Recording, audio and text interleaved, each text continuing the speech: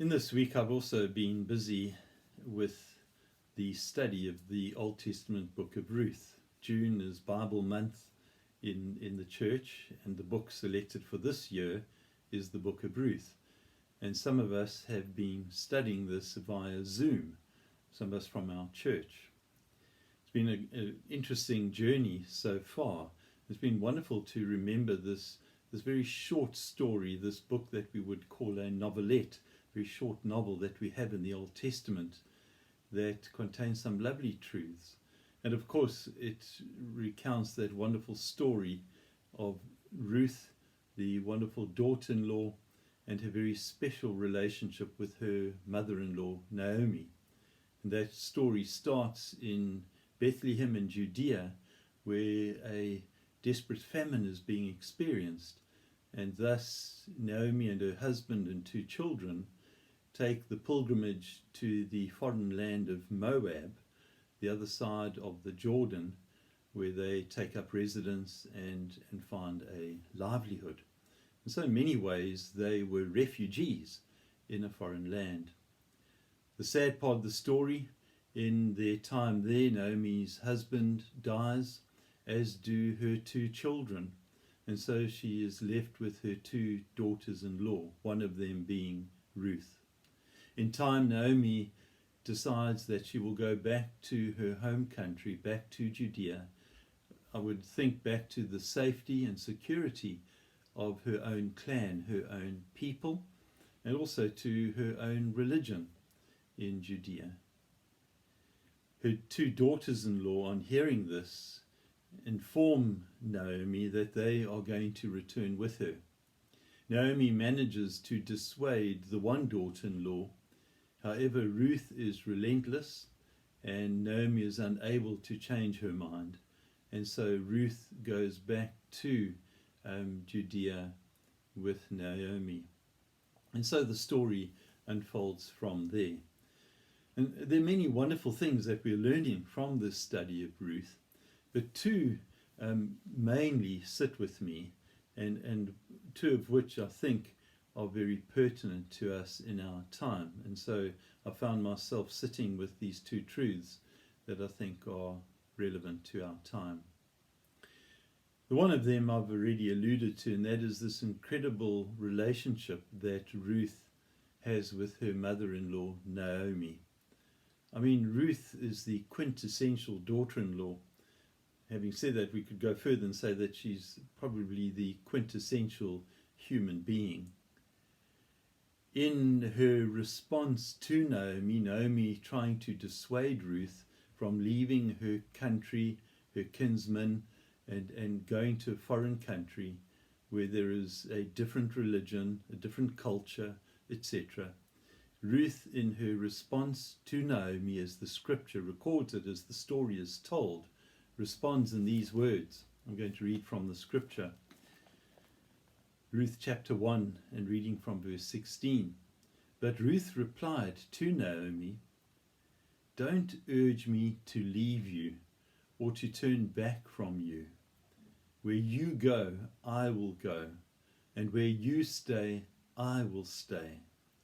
Your people will be my people, and your God, my God.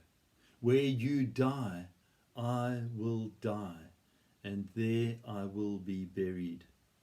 May the Lord deal with me, be it ever so severely, if anything but death separates you and me."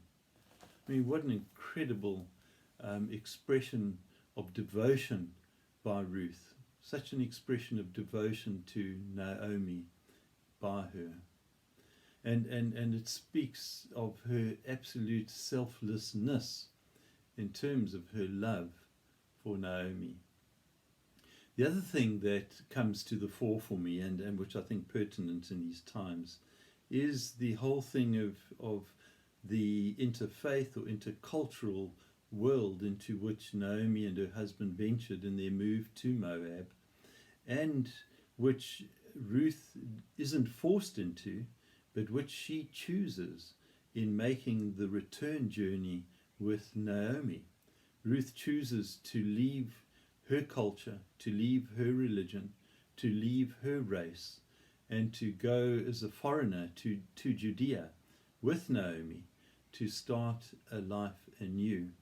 And as we continue with that story of Ruth, it was not without its own challenges and difficulties for Ruth as a foreigner in a foreign land. And we live in such a pluralistic society at the moment. The whole issue of racism has resurfaced through the events in America and the rising of the whole Black Lives Matter movement, which has come sharply into our focus, is something that is very much a reality in our lives at the moment, and well deserves to be, in terms of the atrocities and prejudices of the past and the reality of racism that I think lives within each one of us as human beings, just in varying degrees. And so our study of the Book of Ruth has also highlighted this matter. It comes out of the scripture text and speaks to us in our current context.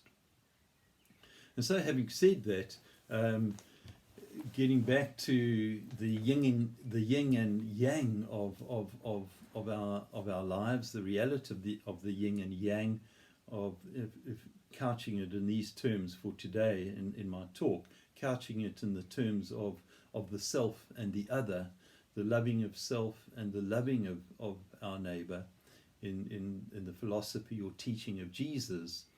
The Ruth story has something very special to say to us. It warns us again of not becoming too self-focused, that we lose sight of the other, not becoming too comfortable in our little worlds, that we forget the importance of loving the other and finding ways of giving expression to the loving of the other, as Jesus calls us to in living selflessly, but also heeding what psychologists are saying, that when we become too insular in our worlds, we risk adversely affecting our mental health and our emotional well-being. So almost ironically, selfishly, we are driven to live selflessly. And so in this time of COVID, our faith and common sense and psychology suggests that we not only use this time for self, but that we find ways to use it for others. And immediately one might say, well, gee, I'm hamstrung in doing that. I can't even mix with others. I'm very limited in my ability to mix with other people. So how can I live selflessly in this time? And yes, that is a question that is worth the asking. I suppose we can be more aware of others, and that we are assisted with being aware of charities, and some of us have the means to be more generous in giving to charities and being mindful of other charities, even if we are just getting ourselves behind charities philosophically or emotionally or spiritually, and praying for them and supporting them in spirit. That goes a long way. We may be able to devote more time to praying for others, which in itself is of so much value. And we don't have to be physically present with others to have a meaningful prayer life in praying for the needs of and the welfare of others. Another way of being selfless in this time of lockdown is by cultivating our own inner lives, our own spirituality. It is one directional in that it is inward, but as we cultivate the life of the Spirit within ourselves, in time we are more able to bear fruit for others and to offer love and concern and compassion to those outside of ourselves. And so that is something else that we can do in this time of COVID, in giving to others.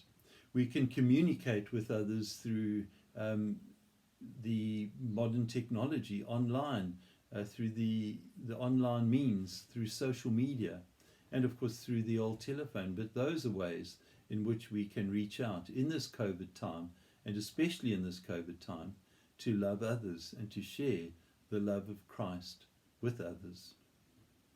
Having said that, and linking to the second principle from the Book of Ruth that is on our radars, and that is of other cultures and other races, and shining a spotlight on our human tendencies to be racist, doesn't this COVID time offer an opportune moment to become introspective in searching our hearts, almost clinically searching our hearts for the root of racism that I think, if we're honest with ourselves, lingers and lurks in the deeper recesses of each one of our lives. And so I think this COVID time, yes, it's an inward focus again, but one that may bear fruit outwardly in our attitudes to those of other races, of other colours, of other creeds. In some ways, the Ruths of our worlds who come from faraway lands and who live next door to us or in our counties or our suburbs, or who work with us, who play with us, and where we examine our hearts for any vestiges of racism that live there, and that may not kind of surface in the normal events of life, but if we kicked hard enough or pushed hard enough, will surface and appear in ugly ways as they have in our world and continue to do in our world.